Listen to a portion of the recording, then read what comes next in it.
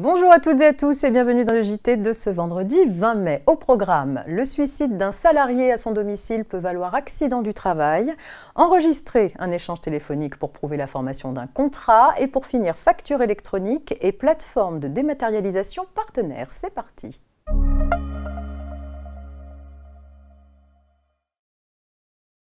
En principe, un accident est un accident du travail s'il survient au temps et au lieu du travail, c'est-à-dire lorsque le salarié est sous l'autorité et la surveillance de l'employeur. Mais la jurisprudence admet que le suicide d'un salarié à son domicile puisse être un accident du travail lorsqu'il est survenu par le fait du travail. Dans une affaire jugée le 7 avril 2022 par la Cour de cassation, un salarié avait mis fin à ses jours à son domicile le lendemain d'une réunion au cours de laquelle avait été confirmée la fermeture du site sur lequel il travaillait. Sa veuve avait établi une déclaration d'accident du travail et la Caisse primaire d'assurance maladie avait accepté de prendre en charge le suicide de son époux au titre de la législation professionnelle. L'entreprise a alors saisi la justice afin que cette prise en charge par la CPAM lui soit déclarée inopposable.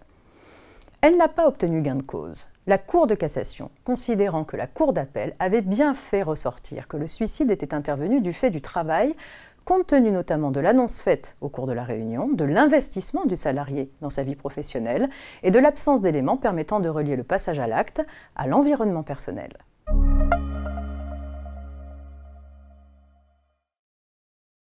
L'enregistrement d'une conversation téléphonique pour prouver la formation d'un contrat n'est possible que s'il est nécessaire, c'est-à-dire qu'il n'y a pas d'autre solution pour prouver la conclusion du contrat.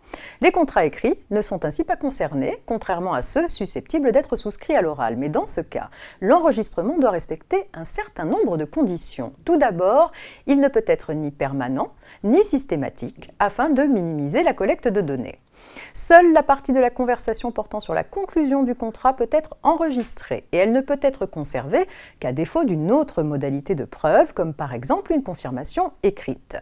L'enregistrement ne peut par conséquent pas être déclenché de manière automatique. En ce qui concerne les données bancaires du client, la CNIL recommande la mise en place d'un dispositif permettant d'interrompre ou de supprimer rapidement l'enregistrement de l'échange téléphonique dès que la personne les communique. Les personnes doivent être informées en termes simples et clairs de la manière dont sont traitées leurs données et de leur droit d'accès à tout moment. La durée de conservation doit être limitée et dépend de la nature du contrat.